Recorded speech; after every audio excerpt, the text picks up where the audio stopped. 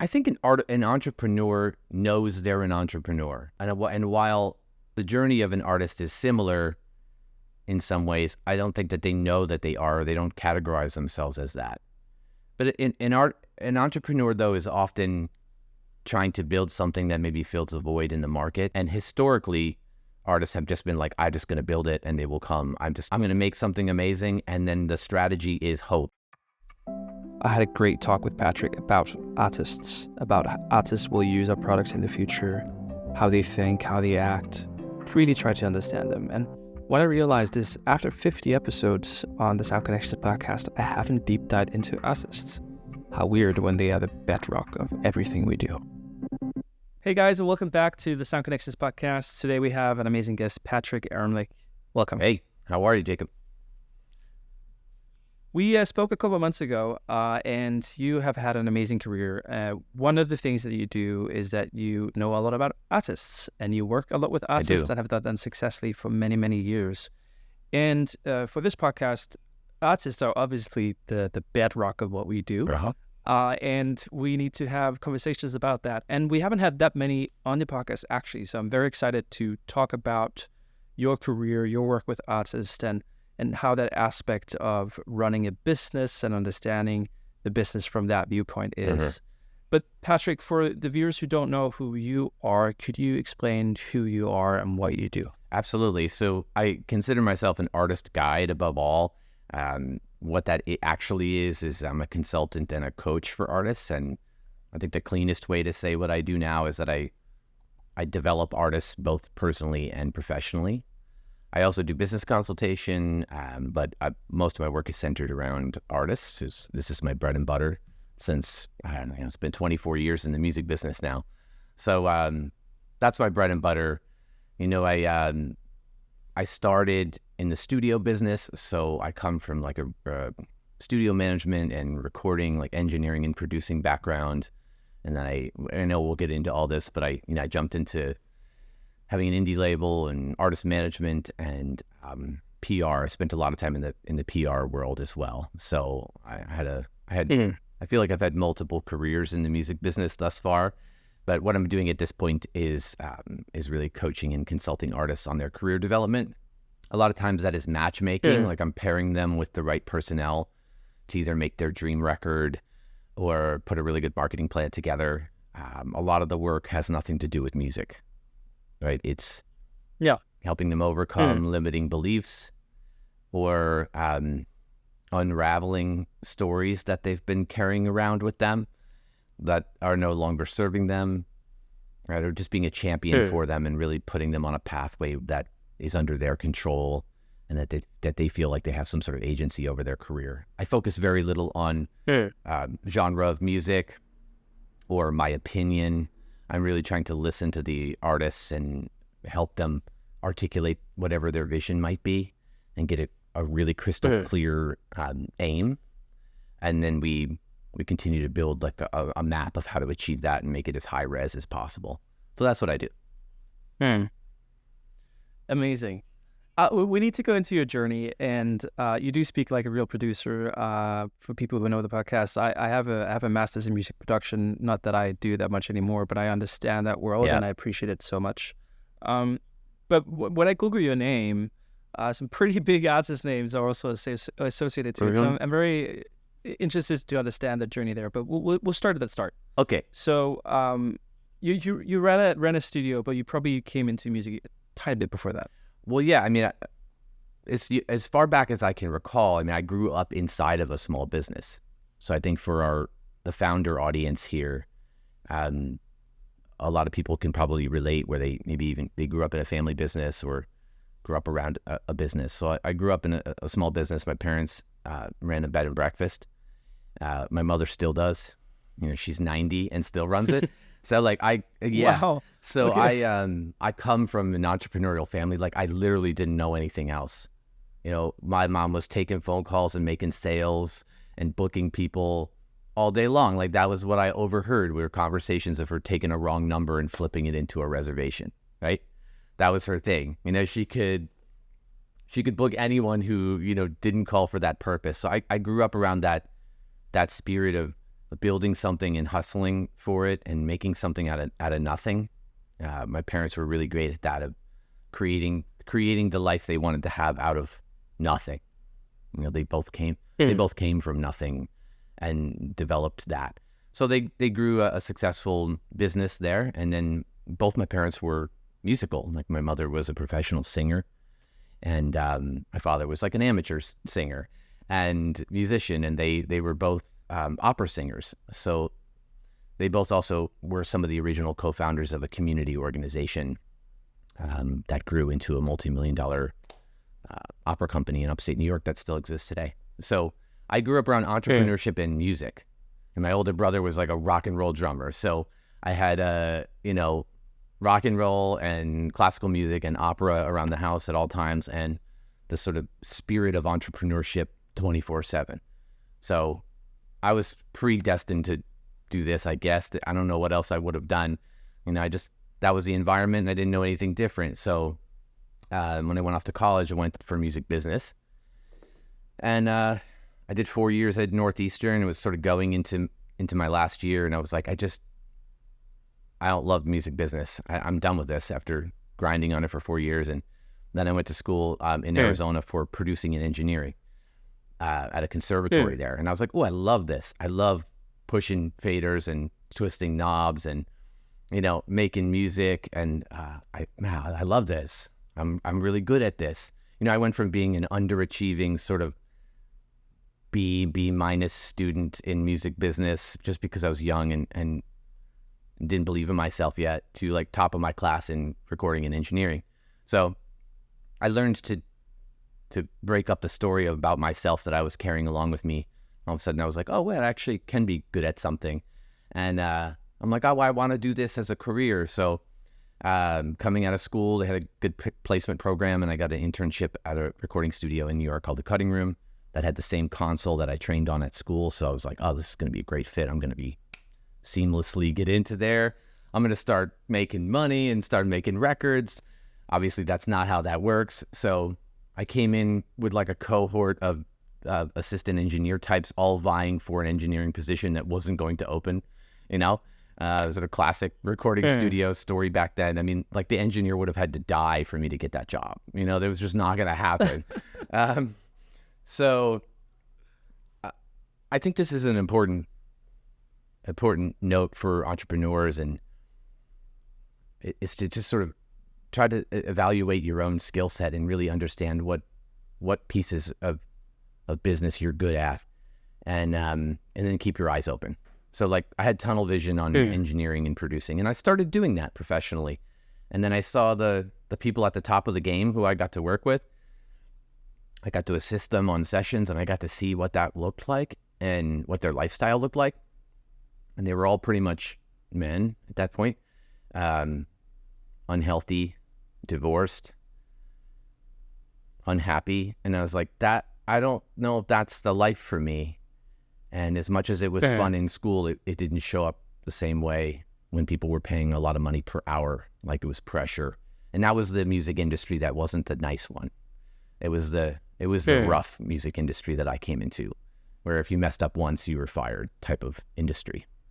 So, but I kept my eyes open, and I was like, what? Okay, I like that. I don't love it. I like it.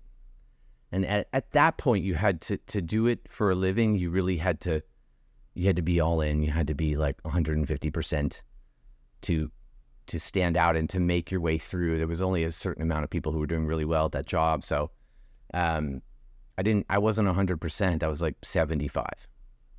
And I had to be honest about that. But I took a look around, and I'm like, wait a second, there's 5 to 6 of us vying for a position that's not going to come open.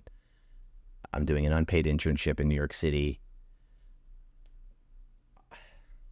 What else am I good at? And I'm like, oh, I grew up in hospitality. There's a studio manager here, right? And what is that person doing? Oh, they're sort of managing the schedule, taking care of the clients who come in, managing personalities and sometimes difficult situations. They're the central hub of all communication going into the studio. So the record labels call that person The artists call that person. It has a salary. It's 9 to 6 hour-wise. It has health insurance. That sounds like a pretty good deal, you know? So that job wasn't available either, but I could tell that it was going to be. I'll leave it at that. So I just aligned myself to be the only choice for that. While everyone else had tunnel vision on engineering, I was like, I'm going to just start acting the part of the studio manager. I'm just going to be a host, and I'm just going to take care of everybody. And I don't know, after 6 months of doing that, I started having like record label people would call the studio and ask for me, and I was the intern. And like the studio owner was like, why are they asking for you?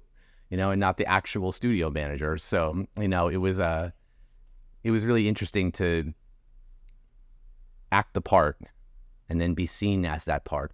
Then when the position came available, there wasn't any other choice. So I got into that, and I was managing that for a while. You know, I sort of produced and engineered on the side, but managed it. And I did that for a long time. We moved locations, rebuilt the studio, and it was awesome. It was a really challenging job.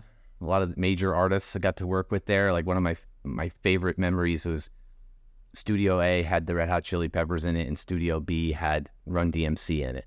And that was a great day, you know. And I brought Run DMC in to meet Chili Peppers because they had met, and connected them. And then Run DMC did a clap track on the Chili Peppers song that they were recording.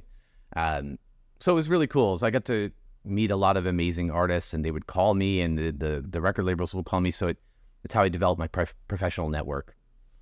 And then, you know, I was doing that, and that's not a lifer job. So no, I probably did it. To be fair, I probably did it 2 years too long, just because I didn't have clarity on what my next move was going to be.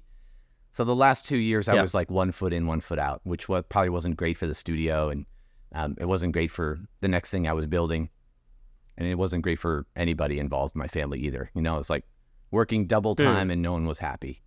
So, but took a leap of faith with a business partner who I'd built a relationship with in producing, and we started a little indie label naively, signed some artists to that, went broke funding them, and marketing them, because we were just like dumping whatever we had into it out of passion and not out of good business sense, I think.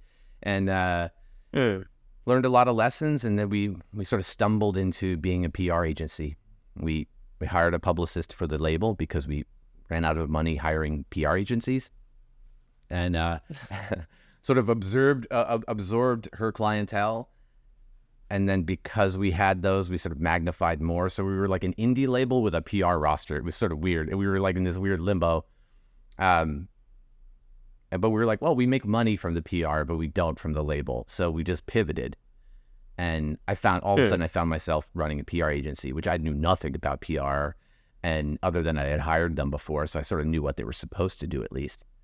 And, you know, we just did it. We really took off. I mean, we went from like 6 clients to like 140 clients in 3 years or something. And wow. But it was 2008, so it was a terrible time economically. Everyone was like, "You're crazy. What are you doing? You know, leaving your job and starting this other thing." But I think it worked because we undercharged and we over-delivered.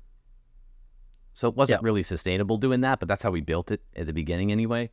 I mean, we did everything, and we tried to do it as fast as possible and give as much value as possible and charge half or a third of what the competition was charging, and we cleaned house, you know. And then we got bigger and more powerful and made a bunch of mistakes doing that, and probably got bloated and oversized. I think at our peak, we were maybe 38 total people, but we had 2 offices, one in New York, one in LA, which was like, I never even went to the LA office. You know, it's just sort of a wild, it was just sort of a wild time. And then, we did that up until the pandemic. And then we sort of merged with a larger company in an acquisition. And my employment agreement was for a 2-year period for renewal, and that just ended in November. So now I'm out and a free agent, and I sort of coming back to my roots. I'm working closely with artists, which I have that whole run. I was working with artists as well and coaching them and consulting them and listening to their pain points and trying to support them through it. Even if it wasn't always official, I was doing that. It's anybody who knows me knows that this is probably the most natural thing for me to be doing what I'm doing now. Right. So, and this is a real passion for me because I really get to help people. So, and I don't know what I'll do next. We'll see where it goes. Interesting. Yes. Well, there's a lot of things to break down because it's a 24-year career told in a few minutes. But I'm curious because I want to go into some comparisons and sort of thoughts. One of the things that I often do, and it might be wrong, but I think I'm right, is compare artists to entrepreneurs. There's very, very much similarities in what it costs from a personal standpoint. Maybe not how you scale a business or anything. What do you think about that statement that there's close similarities between those two? I think an entrepreneur knows they're an entrepreneur. And while the journey of an artist is similar in some ways, I don't think that they know that they are. They don't categorize themselves as that. But an entrepreneur, though, is often trying to build something that maybe fills a void in the market, right? And is thinking about it from a business perspective, like early. And I don't really know if artists are doing that. You know, they're following passion, and historically, artists have just been like, I'm just going to build it, and they will come. I'm going to make something amazing, and then the strategy is hope. You know, there's not like business principles put into the growth arc of an artist, especially when they're on their own. Oftentimes, it's the last thing they're thinking about. They're like, if you asked 70% of artists what they spent in 2023 on their music, that you probably couldn't get an answer. They're just not thinking about that. But I do think it's changing. I think that your statement is probably going to be way more accurate a year from now. Because I do think financial literacy is starting to be common discussion now. And they're starting to think about, like, because you see, I mean, the music business is in upheaval right now.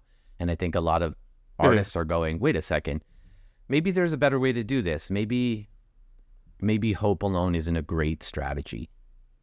So there are parts of like the obviously passion, fighting for what you believe in, hustling, making connections, throwing your heart and soul into something, being unreasonable, being wildly irrational, taking risk, like all of those components are a really good match for entrepreneurship. But I don't think artists think of themselves all the time like, I am an entrepreneur. That means I have to build something and I have to be really smart and I have to put good business practice and I have to be organized and disciplined and focused. I'm not sure that's how they're thinking about it. I think it's more easy for us, guys like us, to look at artists and see those connections, but I don't know if they always see it. I have a question, and I know it's not one size fits all, but like, do you believe not having the business focus is a good thing for the art in general, and that having too much of a business strategy would compromise the art? I mean, I think that conflict that happens when we talk about that comes from us knowing a different music business. Right? Like the bands or the artists I loved growing up, I know weren't thinking about that. I mean, they didn't have social media. Everything they did was in private until it was like a performance or a video. I mean, they'd make their records in private for a year or 2 years. They wouldn't be seen at all. Right? So it was like an entirely different ecosystem. And I think when we look at those artists, we go, well, I'm sure they weren't using QuickBooks and like tracking their finances all the time. It was a rock band or whatever. Of course they weren't doing that. So I think when we think about it in a historical context, we go, that probably would have been, I don't know if Alice in Chains could have done the Dirt record if they were all like hyper organized and disciplined and business savvy. And They were on heroin doing it. I mean, there's no but when you talk about artists in 2024 and moving forward, you really got to let go of everything from the past. And nowadays, I think it's different. I think it becomes a requirement either for the artist to do it or someone in the artist camp to do it. I've been talking a lot about this in terms of what's the threshold of when an artist should start doing that. And I've been talking to some of my colleagues about that, and the rough consensus is approximately this. When an artist is developed to the point where, let's say it's an artist or a band, where they are starting to get feedback from listeners that they're becoming well-liked, like they're getting really positive feedback in a way that's not just their friends. And then they're on the cusp of earning some relatively significant income, whether it's residual income's about to come in, or they're going to get a sync, or they're going to get paid for a big show, or there's some sort of revenue that's about to come in, or that they can perceive is about to come in on the horizon. That's probably the time. That's probably this crux where you go, okay, let's professionalize this and start getting this locked down, so that we don't have a mess on our hands, and we don't talk about where the money goes when it drops in our lap. We have this conversation in advance. But I think if you do it from the very beginning, you do lose a little bit of the spirit of the project, and you get too serious too soon. You know, it doesn't really help to get an LLC and get all serious if you are a garage band and you've written 3 songs and they all are terrible. Like, you're getting all dressed up with nowhere to go. So I do think there's like a developmental threshold where the art needs to be balanced with business. Now, there doesn't have to be the writer who feels like they're in conflict when they go into that headspace. You can have a business manager, or there are certainly tools available, more and more tools available coming online that help you manage that stuff and don't make it so much work. Right? And I think this talk also gets really, really interesting when you come into sort of the talk of the superfan economy, or monetization through platforms and services, engagement with fans. And, you know, some of the discussions I've had is like, well, artists aren't, prepared and positioned to do anything but music and what they're known to do. And one of the things that I'm curious to know is, like, if there's a new generation that is more prepared to think about alternative revenue sources and have that as an integral part of their art and the artistry. What do you think about that with relationship to the superfan economy or the engagement monetization? I think in a lot of ways, a lot of artists are still coming online to the standard ways that they earn, as opposed to alternative income. Like, the standard ones are still confusing to a lot of artists. I don't know. I think the alternative income side is something that, again, it's like, I'm very weary of giving advice to artists all the time, or like across all artists as a general advice, especially when it tips to anything in the financial realm or marketing realm, because it's so specific to the artist. It's hard to give blanket advice. I do give blanket advice, but it tends to be more in the headspace and mindset and overall developmental way of looking at your career, because that you can cross artists with that. But this is a conversation that I think you need to get to some sort of developmental milestone before the conversation has relevance. I don't know exactly where that is, but because it's a moving target a little bit. But I think you have to have an infrastructure in place. You have to understand the foundational places that you earn, and then you can explore the sort of alternative income conversation a bit. But this is an overwhelming business for artists, even without all the new developments. And I understand that. One of the reason why I'm asking is there's a lot of entrepreneurs pursuing this aspect of the business. And one of the things that I'm worried about is, well, you're building a product for artists. Are artists receptive to your business? What's your... Yeah, it's a really good point. Can you... I have a comment on that. I have a comment on that too, if I may. Go for it. Go for it. Artists have enough already. There's like enough. There is too many things that they have to keep track of. You know, even a decade ago, there was like, it was overwhelming the amount that they have to do. I worry about the same thing. I worry that there's not enough products being developed that towards the consumer that are for the benefit of the artist. A lot of products being made for the artist is something else that they have to subscribe to, because there is a lot of them and they keep regenerating. You know, there are just so many artists come online every year. They're just like, they're a good market to because there's so many and they're always replicating. And they're always willing to put some sort of finance or some sort of capital into themselves.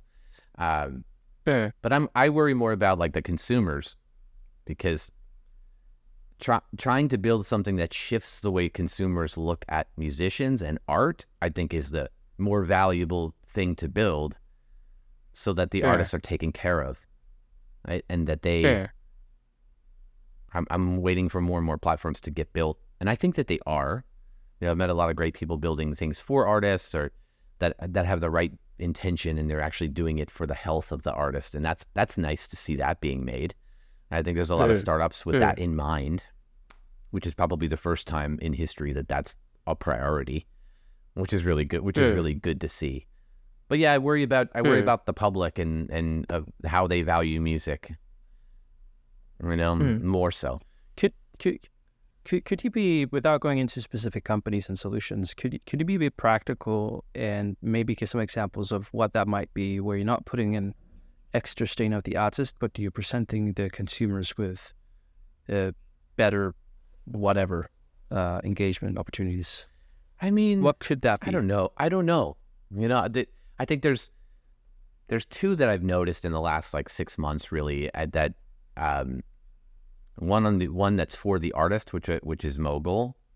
I don't know if you know Jeff at Mogul, but I love that concept where it's like, it's like, here's all your financial data across time, and here's suggestions, and here's where you're not getting paid anymore and you probably should be. And it's I was talking to them about that product, and I'm like, this is the thing that artists don't know that they need.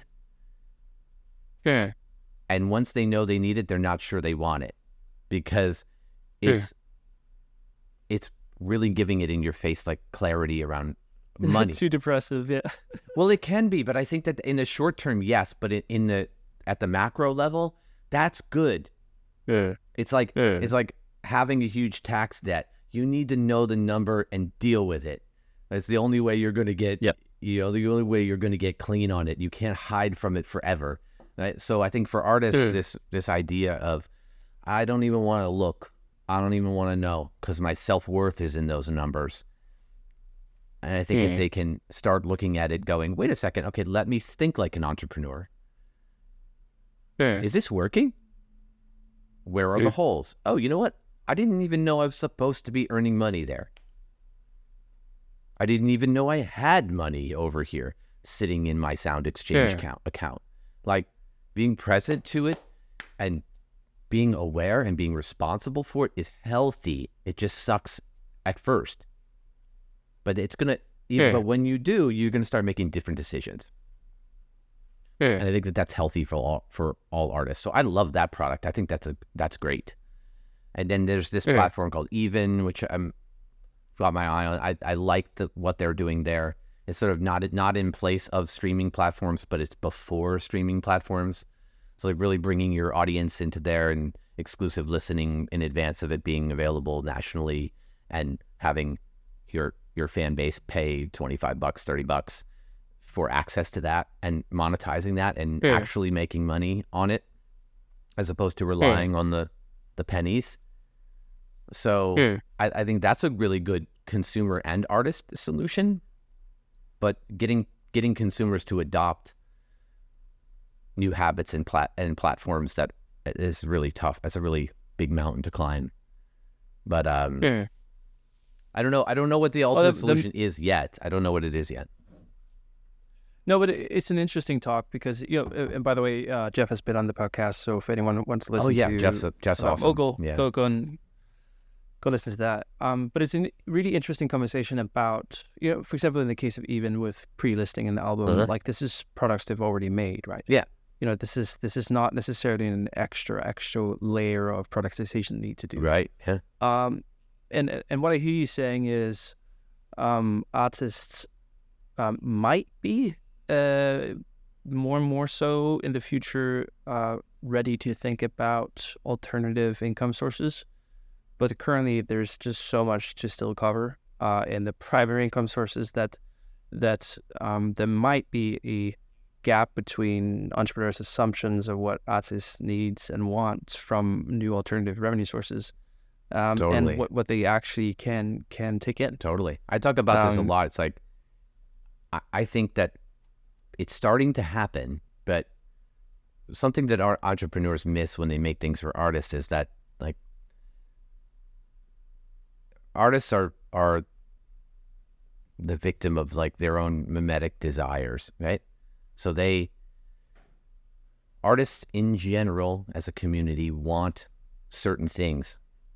They want to be positively judged against their peers. They want to have more numbers than their friends who also do that, right? They want their music in TV and film. It's a moving target. Sometimes it was Facebook followers, then it was, whatever, playlist inclusion, then it was, Instagram followers, then it's engagement, then it's TikTok, then it's whatever it may be. It's a moving target. But take the playlisting for example. Like, there was a fever pitch of that in the between probably 2016 and 2021 maybe, of that's what I want. I want to be on playlists, and that's how I'm judged against my peers. And then Spotify Wrapped comes out, which just is, I think, well-meaning but dreadful for most artists. They're like, wait a second, now I'm supposed to post how I did compared to, this feels terrible. I've got 13,000 listens that I worked really hard for. That's a good number. But my friend used bot playlists and has 1 million, and I know they're not real, but I still, there's this, like, these mimetic desires that drive a lot of the behavior of artists. But I do think it's starting to move with these conversations we're having, where artists are going to start to go, wait a second, my desire is to actually do this in a really smart way and build a community of fans that I control, that isn't for rent on a platform, and make a really good living and perform when I want based upon the data in a way that's smart, like go to where my listeners are and do this really, really creative, smart way. And I don't have to be famous, and I can tour and do really well financially and have a family and have anonymity. And that's, I want that. I think more and more artists are thinking that way. They might have a little bit of hangover of the mimetic desire of, like, I want to be signed to a label, just because they're conditioned to it. It's habitual to think about things. It's habitual to want to be chosen, right? And it's a mimetic desire to want to be chosen and scooped up. Like, that's built into the fabric of the music industry. A person was discovered and, like, pulled out of obscurity, and now they're, so artists have this hanging around, like, that could be me. I want that to be me. I'm just going to wait around until it is me. But I do think that that's changing. Do you think, this is my own maybe incorrect assumptions, and I'm going to take myself as an example. I'm very creative, and I am a business guy now, but that is more because I lacked enough challenge and stimulation from being entirely creative. And not to sort of make that less of anything, but being creative is it's very much how I perceive it, at least, like, really self-discovery. And at one point for me, it was like, okay, I need to get out of my comfort zone. And that's sort of when I started doing business. that was not my point. But my point is that doing the transition from being creative and in contact with your emotions and the storytelling, and then to this business acumen, this oftentimes a really big gap and a discomfort moving in between those. Yeah. And a lot of the artists that I know, both big and small, have not developed those skills because of that discomfort of that gap. Got it. Is that an actual problem that you see recurring, or is this my observations? I don't know if it's a problem. Again, I think these conversations are new. The conversations about money and about building an artist's career as a business for someone who's talked to artists every day for 20 years are new conversations. These aren't like really new. And in a lot of ways, like January new. It's like it just wasn't on the mind. So I don't know. I think these are just obviously I've met artists who have had good business sense and been hustlers and who have thought about this, but it's been such a small percentage as to not even be worth discussing. But I do think it's a necessary skill, and I think all the information is there now for people to be able to do it and close that gap a lot quicker. I mean, there's not much that you can't find out how to do on 10 hours of YouTube deep diving. There's not a whole lot that you can't figure out relatively quickly.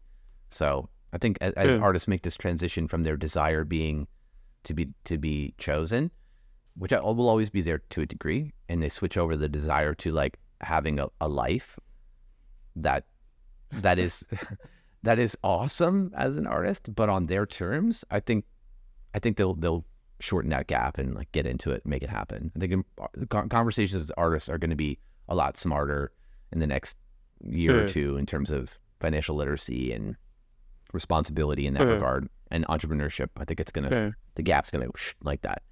Yeah. One of my assumptions, and again, I'm speaking with the expert, so I'm just going to throw my assumption out there and try to bounce off you, is that the same way you would say that a younger artist that have grown up with social media, not too far away from TikTok, would feel more natural for them to be on TikTok than people who didn't grow up. Sure.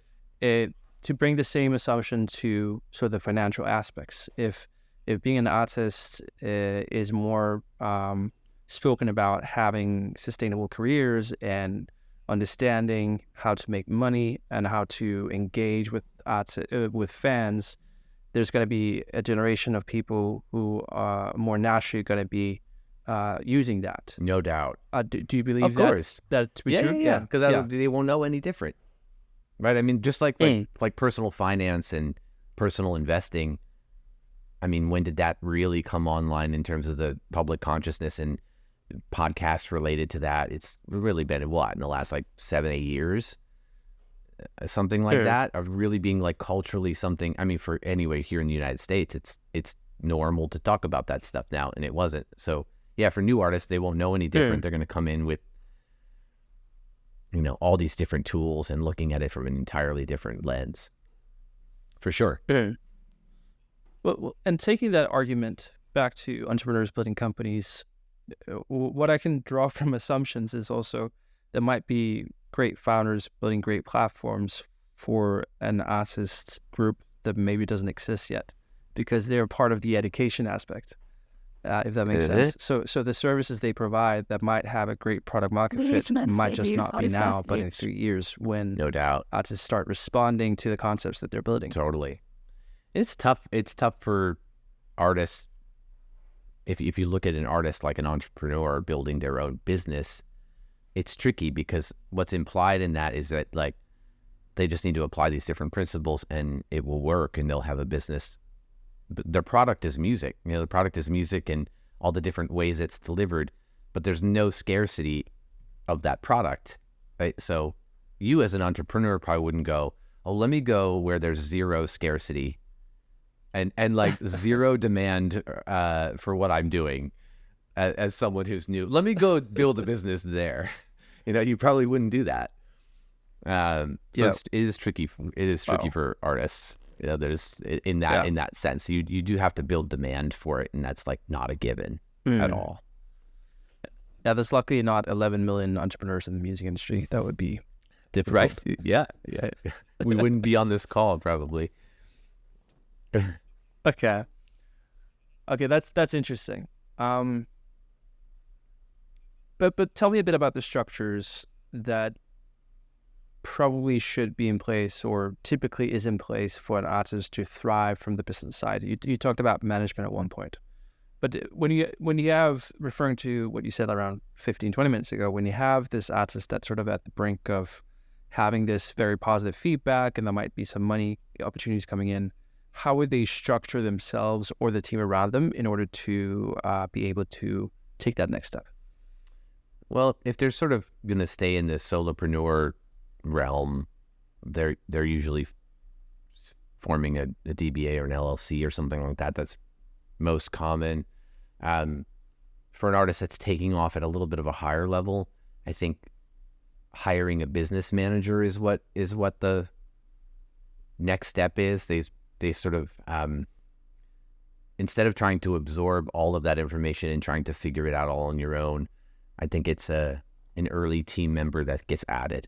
So it's like a business manager who sort of handles all of that and handles all the finances and all the tracking and budgeting and all of that. And I think that's a good early team member, especially if you're going to have like a big nonlinear growth or situation like that coming in. Like if you were an artist who blew up on TikTok and all of a sudden you're getting emails from every label, right? And you're having conversations and you're like, oh shit, I don't even have a manager.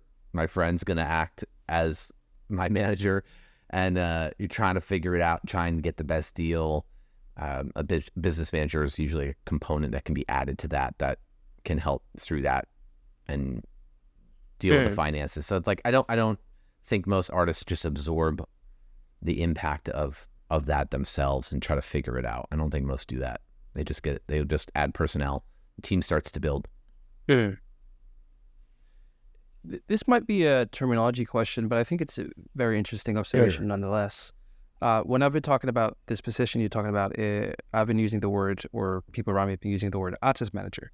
But how I also sort of associate that word is that it's a person that helps break a career with what you're referring to as a business manager, as a person who's trying to navigate the business aspects of what the artist is already bringing in or the opportunities presenting itself.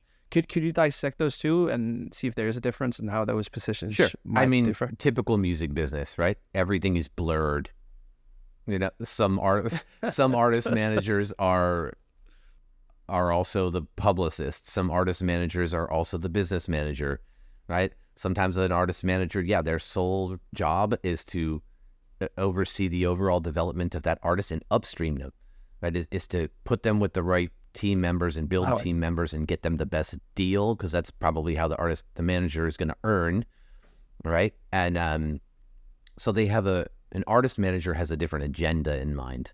That their financial benefit of being the artist manager is going to be based upon what doors they open and kick open and what deals they put into place, right? So they're very motivated in a very specific way, whereas a business manager is probably going to be, depending on the size of the artist, they could be salaried, but they're going to be a contractor, and they're going to be someone who is not motivated by upside. So I think that that's the distinction. But sometimes they will overlap. This business is full of contradictions. So you're going to say it's this way, and then you're going to easily find examples where it's not. But in a general sense, I think that's the way it's falling most of the time. It's very rare that I ever talk to a business manager, because they're less out front with the artist. They're not the ones who are the voice of the project. That's usually the artist manager. Business managers handling deals and handling contracts and that can be an attorney acting as a business manager. There's, these gray areas and blending of job descriptions. That's sort of rampant all over the music business. It's not always clear cut. Yeah. No? So if you were to predict the future? I'm asking a lot. Predict the future. Predict the future Wow. of No how pressure. of how artists are gonna adopt to this assumed super fan economy. How would that be? How are they gonna sort of the most realistic way engage with artists, with fans, so the music industry can make more money and they can make more money? I mean, I don't know. I tried to zoom out and look back at my career and all the different changes and how everybody freaked out over all the previous changes. And there have been some through lines that have existed through every version of the music business I've lived through that haven't changed. So I think in some ways it's same as it ever was. It's just there's like this illusion on the surface that everything's different, whereas underneath everything's exactly the same. It's like you have to be really good at your craft. And we might talk about this a little bit later in terms of first principles, but you have to be really good at your craft and you have to put an insane amount of time on task into it. And you have to be undeniably great. And then other people need to echo that sentiment. And then there needs to be demand for what you do. And then you need to engage and hold those who are demanding what you do and monetize them and keep evolving and growing and pivoting like a business would. That's always been the case no matter what's been on the surface, TikTok or MySpace or, whatever. The trends come and go and that piece is underneath there. So I think that will continue. How it's dressed up on the surface will continue to move around. But I do think there is going to be for a little while anyway, this sort of split this division in the music industry where there's all these new things happening and there's the super fan economy and there's going to be artists who are really into that and really utilizing the AI and all the different mechanisms that are in place for these new and exciting platforms that are launching. And then there's going to be like another section of artists that are maybe doing things traditionally because they're either slow to adapt to that or they just don't want to play in that sandbox. So you're going to get people who are super adaptive to that, probably the younger ones who are diving into it and don't care. They're not tied to some old model, so they're just diving in. I think there'll be a split business for a little while. This is what usually happens. Like new things come in and there's early adopters, and then the people who just like, I don't understand what that is. I don't want to do it. Like every artist who told me, I don't know what's this TikTok thing. I'm not doing that. Or I'm doing it now. So I don't know. I think it'll be same as it ever was with a different wrapping paper on the outside. I think that's what I expect. I try to look at it through that so I don't get caught up in it or disempowered in it myself. Because I like if you've been in the music business for 24 years, you've developed expertise, right? And you don't want to lose that expertise because of new developments. And I think as an artist, you're coming up and you're like, well, I'm just starting to get good. I put 12 years into this now. I'm just really starting to get good with writing songs and making music and making recordings, and my fan base is building. And I've spent 6 years developing my Instagram, and I've spent 3 years developing my TikTok.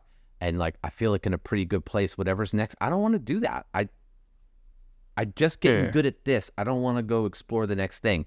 So I think the immediate future will look like more is the same as it ever was, right? Where it's like AI, it's the same thing that's happening right now. It's like, I don't want to touch that. I don't want to put a prompt in and hear a song created. I don't even want to look.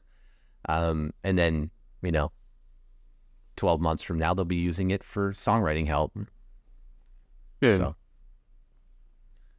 But one of the interesting takeaways I have from this talk thus far is sort of that there might be a delayed reaction to the work that's being done with innovative solutions, and entrepreneurs need to keep that in mind.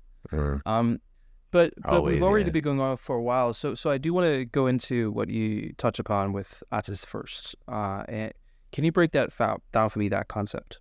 Like first principles. Yeah, first principle. Yeah, sorry. Right. Yeah. So it's like, it's the act of boiling something down to its most fundamental truth and then building from there. Yeah. And that's well known in business. Right? So I think entrepreneurs know this. Right? Instead of telling yourself a story, you go back to what are like first principles thinking. What is the thing that we know to be true? And I do this work with artists too, because this is one way that you can eliminate some of that mimetic desire and not just be on the hamster wheel of the music industry. Like, you got to go back to first principles. So in every artist, I encourage them to make their own. I think that there are some that cross across like all artists. It's like a first principle would be, for example, like a commitment to your craft and time on task at that is self-evidently good. Yeah. You could call that a first principle. Like, there are no sides to a commitment to your craft, whether it's business or music. And then with the commitment comes an excessive amount of time on task. That is self-evidently good as a starting point. And I think a lot of artists can miss that, right? They can, and in business, people can miss that too, where founders can miss that, where it's like, it actually takes a lot of time and commitment to be really good at what you do. Maybe an hour writing songs for an hour a day will mean in 5 years you'll be a pretty good songwriter, whereas 5 hours a day for the next 5 years means you are amazing and undeniably great. So I think that would be a first principle that could cross all artists, no matter the level of development. So that's what I mean by that, right? And it's like, I also look back at my career and I go, oh wow, another one would be like, the opportunities that present themselves to you as an artist are a direct reflection of the quality and the depth of your relationships and network. I would call that a first principle. Quality network that has depth to it, meaning those relationships are authentic and meaningful. I guess you could say the quantity too. Right? You have a wide enough network. That tends to be one of the key factors in me looking back that generates opportunity for you. But if your network is thin and shallow, that's going to reflect a certain types of opportunities or lack thereof as well. So I would call that a first principle too. So quality relationships and depth of network is a fundamental first principle that provides great opportunity. And I think that's undeniable. So those are two that if you just focused on those, I think you'd do really well as an artist, right? Another might be, no opportunity, none, is worth the loss of your self-respect or dignity. No perceived opportunity, because a lot of times the opportunities in the music business where you have to sacrifice your dignity are not real. They're just like inauthentic gatekeeping. So I try to look at principles like these, and if an artist can focus on, let's just say they were those three, you just focus on those three, right? You're gonna have a really like meaningful career and a really good shot at making a living doing this. So time on task and a commitment. Amazing. Time on task and a commitment is self-evidently good. No perceived opportunity is worth the loss of self-respect or your dignity. Right? Just like, another one could be like learning the rules of the game, learning the rules of the music business, and then intentionally setting off to break them is an optimal strategy. I would call that a first principle too. Not like trying to break the rules when you don't really know them. Then you're sort of being delusional and you're burning bridges. But you got to know them. Like learn the territory, map the territory, learn it, learn how things work, see it, really see it. Don't just Google it. Like see it in real life, you know, and go, that's how it works. Okay, I'm either going to do that, or the best strategy would be to try to break those rules a bit, because the current rules were once broken, or they were broken to get to these rules, right? So I think that's an optimal strategy, is to break those rules once you know them really, really well. That's where you can be innovative, and I don't mean break them in like a subversive way, but, you know, cut against the grain and do something singular or amazing like that. So those are the types of things I call first principles in music. And we know this more in business. I think it's more likely for an entrepreneur to be thinking, what are the first principles, way of thinking about my business and my product and my market fit and all of that. But pulling this over into the artist world, I think, is really effective in terms of coaching them or getting them to look at their career slightly different. It's like, oh, wow, if I just focus on those things, everything else will start to come with it, rather than chasing an achievement marker or something like that, or status. Patrick, this has been amazing. I've had one consistent thought throughout this talk, which I think is quite interesting, and we'll round out now. But, it is. I believe that me, as the music industry, tend to have this tunnel vision about what we focus on, what we speak about. You know, one of the early examples I brought I think before this podcast, is we're going into sort of Nigeria now, and India and Korea, and trying to understand those markets, because we have this, you know, maybe Western mindsets once in a while. But what really realized me, like, I think this is episode number 60 I'm recording. Cool. And it's the first talk we've had in depth about artists, which is very ironic, because I started the podcast with saying it's the bedrock of the industry, right? Okay, yeah. And I like to call myself out, because I believe that's a strength, and I try to exercise it.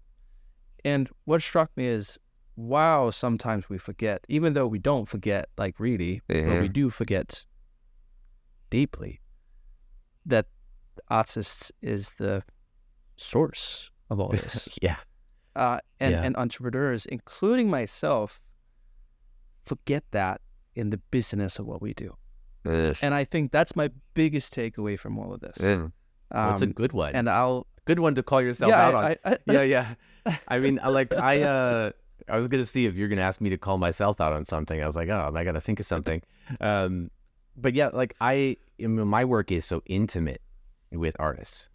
They're sharing everything that they're going through. And man, I mean, you're a music lover. I mean, artists have literally saved my life. Right. So I never take them for granted, because I mean, they make the soundtrack to our lives, you know, and like a song can reshape your whole life or take your whole life in a new direction and literally save you.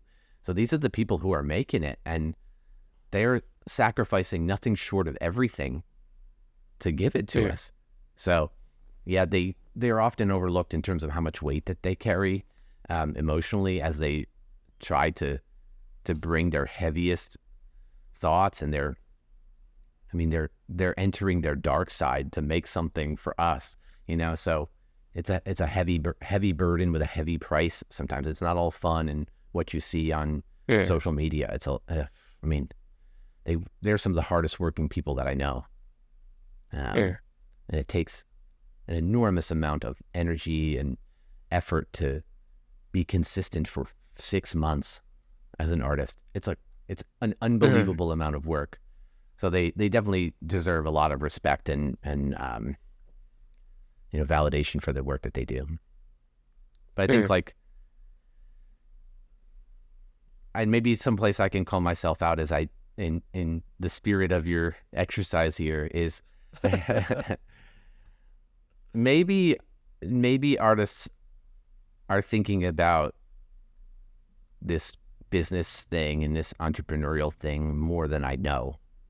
They're just not articulating it yet. Maybe they're thinking about it a lot more than I think. They're just not bringing it up because they're still learning it, or they're just not sure what to make of it or how to handle it. So it's not a comfortable conversation, but maybe that's happening way more than I'm giving them credit for. So anything else you want to confess to? Well, this is a great way to end the episode. I thank you for joining me in that exercise. Confession time. I didn't know it was going to go there. That should be a new section. Yeah, they have the confession at the end. Man, you're gonna have some tears on this podcast by the end of it. Yeah. Well, Patrick, thank you so much. It's been a pleasure. You too, Jacob. I'm looking forward to see what happens with your career moving forward, but I hope it's going to be something that really makes you happy. There's no doubt about that. That's a first principle for me for sure. So thanks, great. Jacob. Great to be here. Thank you, Patrick. All right, take care. Bye.